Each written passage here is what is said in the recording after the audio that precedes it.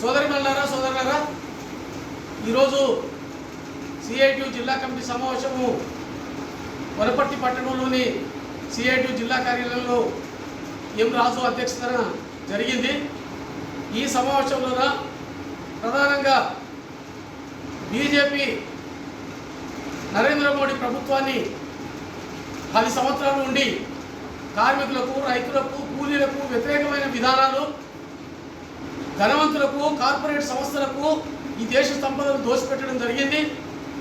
మళ్ళీ అధికారంలోకి వస్తే మనకు ఉండే సంఘం పెట్టుకునే హక్కు ఉండదు, సమ్మె చేసే హక్కు ఉండదు, పోరాడే హక్కు ఉండదు, కూలి పెరగడం కాదు తగ్గిస్తారట.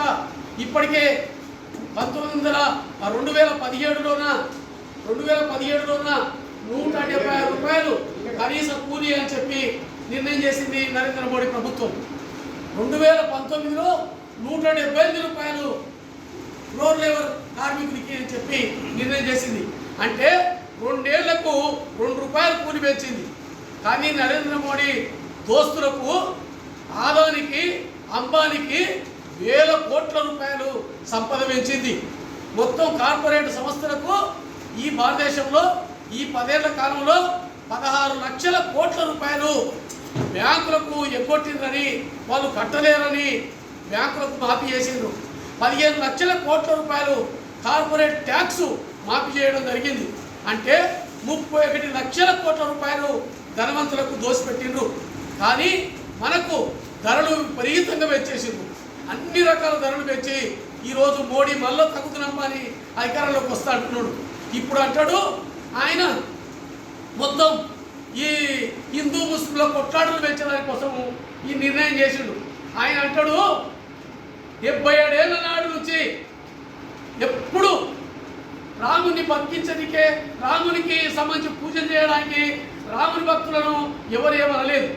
కానీ ఇప్పుడు అంటున్నాడు ముస్లింలకు దోష పెడతారు, కాంగ్రెస్ వాళ్ళు గెలిస్తే, ఇండియా కూటమి వస్తే అంటున్నాడు. అంటే 60 ఏళ్ళు పరిపాలన చేసిండ్రు. 60 ఏళ్ళ నుంచి ముస్లింలకు దోష పెట్టలేదు, ఇప్పుడే దోష పెడతారా? అంటే ఇదంతా కూడా కుట్రపూరితమైన ఆలోచనలు.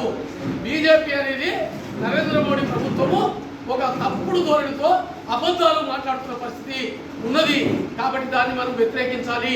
కాబట్టి బీజేపీ వాస్తవంగా రాముని మొక్కేటోళ్ళు మొక్కాల్సిందే, ఎవరి దేవుని వారు పూజించుకోవాల్సిందే. భారతదేశము హిందువులు, ముస్లింలు, క్రైస్తవులు, సిక్కులు, పార్సీలు, జైనులు, బౌద్ధులు అన్ని మతాలకు నిలయం భారతదేశం. ఎవరి మతం వాళ్ళు ఇష్టం, ఎవరి దేవుని వాళ్ళు పూజించుకోండి. కానీ మనం అందరం కూడా భారతీయులు, మనమంతా పేదోళ్ళను కొట్టి పెద్దోళ్ళకి కడుతున్నాడు మోడీ. కాబట్టి మనం పెద్దోళ్లకు పెట్టేదానికి వ్యతిరేకంగా మనం ఆలోచన చేయకుండా ఈ భక్తి పేరు మీద మనల్ని మార్చుతున్నాడు. కాబట్టి దానికి వ్యతిరేకంగా మనము మోడీని ఓడించాలి.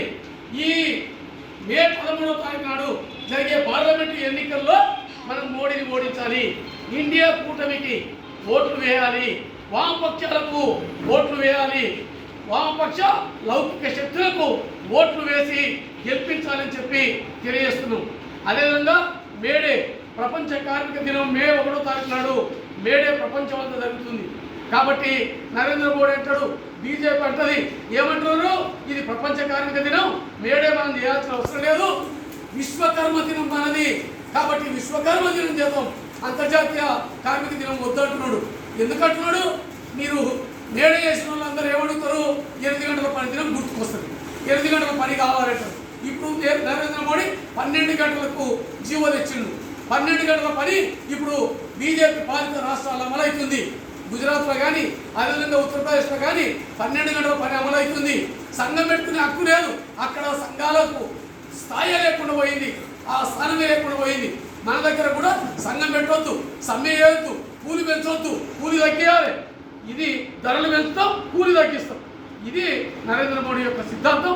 కాబట్టి మోడీని, బీజేపీని చిత్తుగా ఓడించడమే మన కార్మిక వర్గం, కష్టజీవులకు, రైతులకు, కూలీలకు ఏకైక లక్ష్యం పెట్టుకోవాలి. రేపు మోడీని ఓడించాలి, మేడేను విజయవంతం చేయాలని చెప్పి తెలియజేస్తూ ముగిస్తున్నాం.